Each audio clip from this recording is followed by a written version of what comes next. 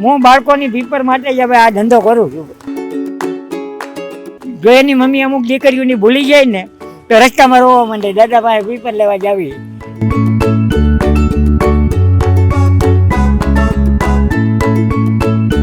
આ બાળકોની પીપર જેટલો મને મળી રહે છે ને ભોળાના તેમાં ઘટવા દેતા નથી મને, પછી વધે નહીં જો કાંઈ નહીં. મનસુખભાઈ છે રાજકોટના ચોકલેટવાળા દાદા. શું કામ એ તમને આજના વિડીયોમાં ખબર પડી જશે. તો કહાની કંઈક આવી છે કે જ્યારે બધા વાલીઓ પોતાના બાળકોને શાળાએ તેડવા માટે આવતા તો દાદાને એમ થતું કે બાળકોને તો ચોકલેટ ભાવતી જ હોય છે, તો તે પોતાની પાસે 10 કે 20 રૂપિયાની ચોકલેટ રાખતા અને દરેક બાળકોને આપતા. પણ જેમ જેમ બાળકો અને દીકરીઓ વધતી ગઈ તો દાદાએ પીપર પણ વધારે લાખવા લાગ્યા. અત્યારના સમયમાં કોઈ પણ વ્યક્તિ કોઈ પણને સામાન્ય મદદ પણ ન કરી શકે, ત્યારે આ દાદા બાળકોને ચોકલેટ વહેંચીને બાળકોના ચહેરા પર એ નિર્દોષ હાસ્ય લાવે છે. 10 અને 20 રૂપિયાની ચોકલેટમાંથી અત્યારે દાદા પાસે 200 કરતાં વધારે ચોકલેટ લેવાવાળા બાળકો આવે છે અને દાદાને જય શ્રી કૃષ્ણ બોલતા જાય છે અને ચોકલેટ લેતા જાય છે.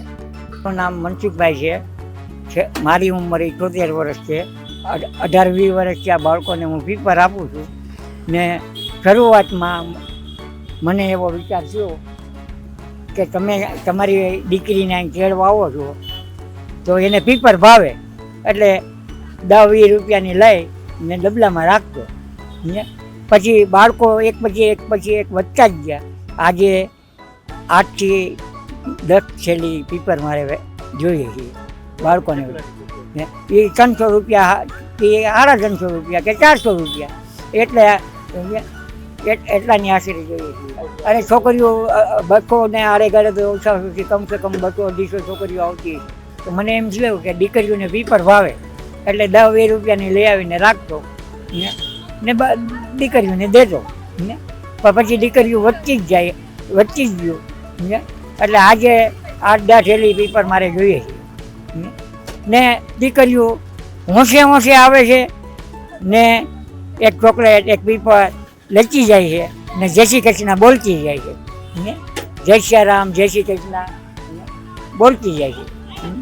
ને જે ધર્મની દીકરી હોય સાંઈ રામ બોલે તો સાંઈ રામ નહીં કહેવાના, જય જીનેન્દ્ર કહે તો જય જીનેન્દ્ર કહેવાના.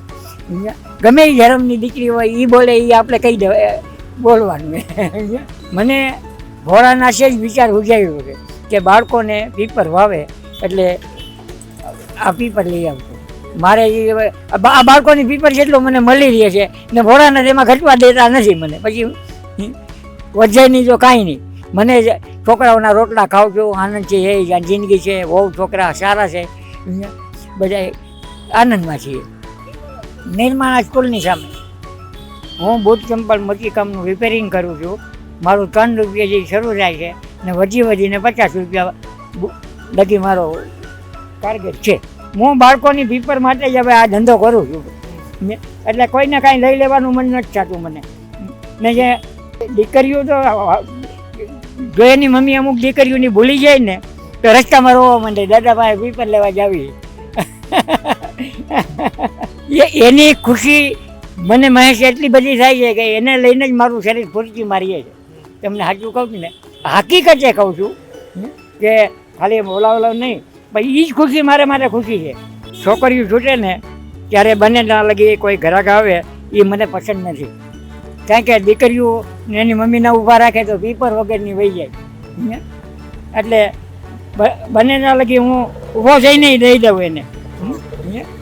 કારણ કે આ દીકરીઓ આટલું હું કામ કરું ને દીકરીઓ વહી જાય તો શું કામનું? પૈસા તો મારા ભાગમાં છે, એ આવે અને જ છે. આ દાદા છે એ ઘણા, હું તો માનું છું 10 વર્ષથી આ બેસે છે અહીંયા. અને જે 10 વર્ષ કે 7-8 વર્ષ પૈસા જે મજૂરીના પૈસા લેતા હતા બૂટ ચપ્પલ રિપેરિંગના પોલીસના, એ આજની તારીખે એ જ લે છે. ખાસ વિશેષતા બસ કે છોકરીઓને બોલાવીને ચોકલેટ આપે અને જય શ્રી કૃષ્ણ બોલતા જાઓ, જય શ્રી કૃષ્ણ બોલતા જાઓ.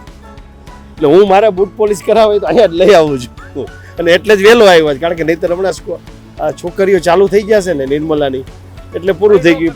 આપણે પાછું લઈ જવાનું. એટલે હું તેડવા આવું ને ત્યારે થોડો 10-15-20 મિનિટ વહેલો જ આવું.